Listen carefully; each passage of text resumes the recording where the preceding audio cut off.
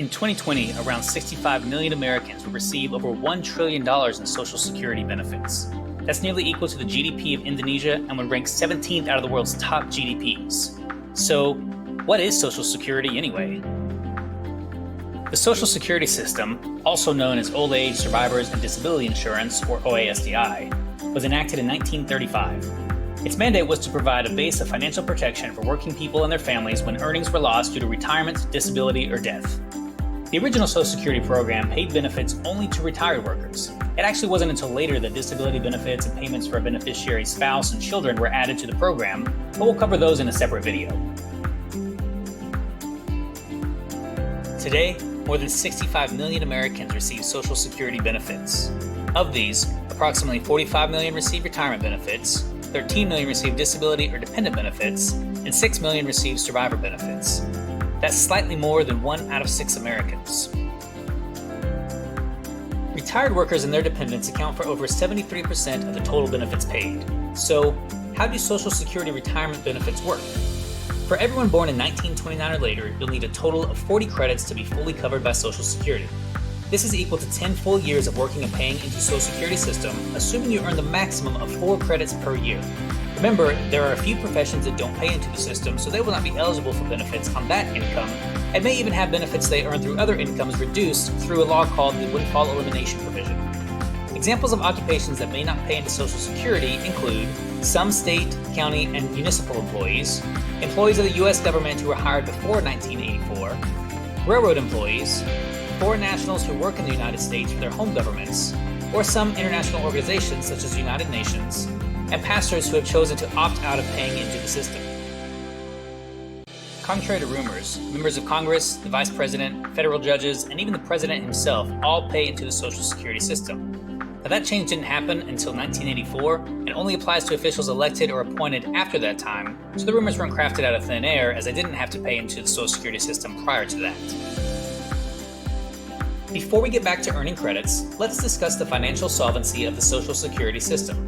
According to the Social Security Administration, if no changes are made, benefits are now expected to be payable in full on a timely basis until 2035, but keep in mind that this information was published prior to the COVID pandemic that has affected payroll and payroll taxes. According to these estimates, in 2035, Social Security is expected to become insolvent, meaning that the trust fund will be exhausted and they will only be able to pay out what they're bringing in taxes each year, which would amount to approximately 76% of the promised benefits currently being paid and expected to be paid. Some of the contributing factors that have led to the impending shortage include the following. In 1940, the life expectancy of a 65-year-old was almost 14 years, while today it's just over 20 years.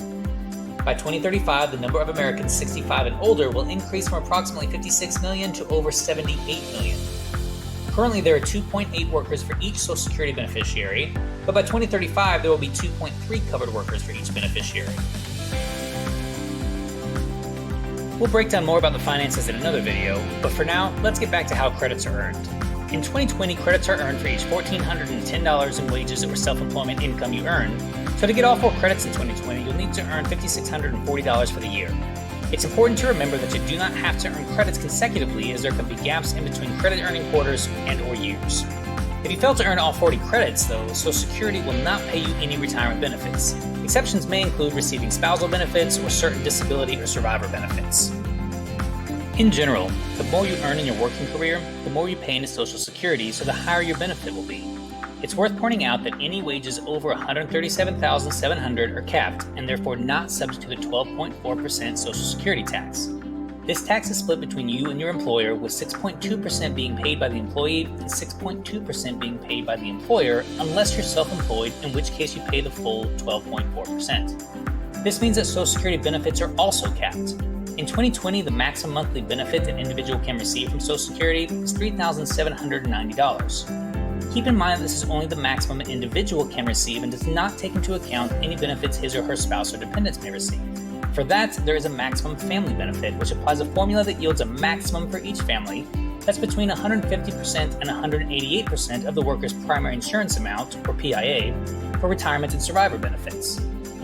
Family maximums for Social Security disability cannot be less than 100% of the worker's PIA and no more than 150%. One more word on taxes before we move on.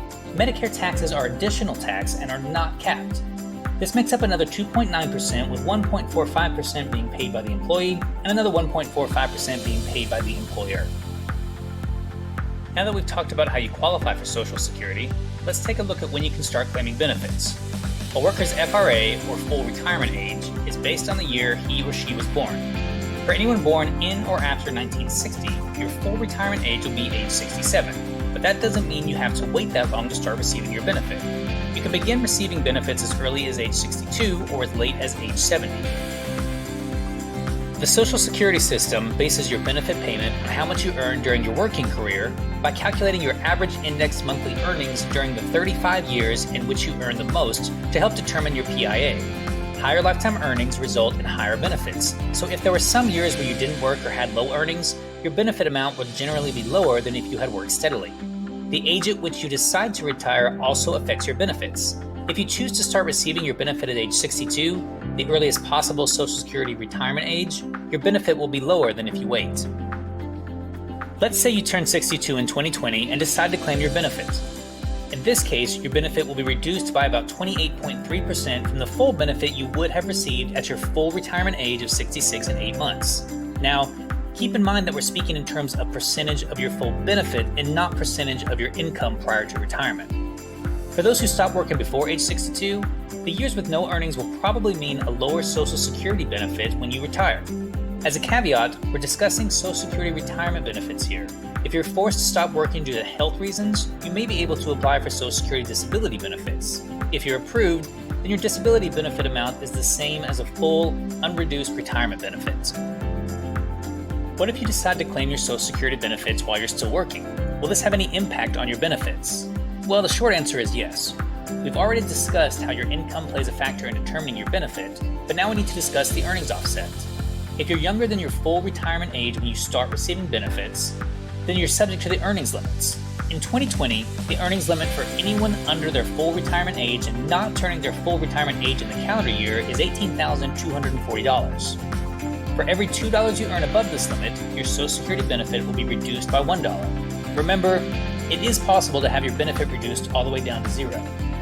In the year you reach your full retirement age, the earnings limit increases to $48,600, and you're reduced $1 for every $3 you earn above this limit.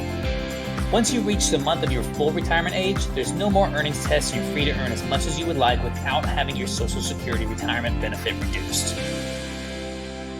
What happens if you want to delay your benefits beyond your full retirement age?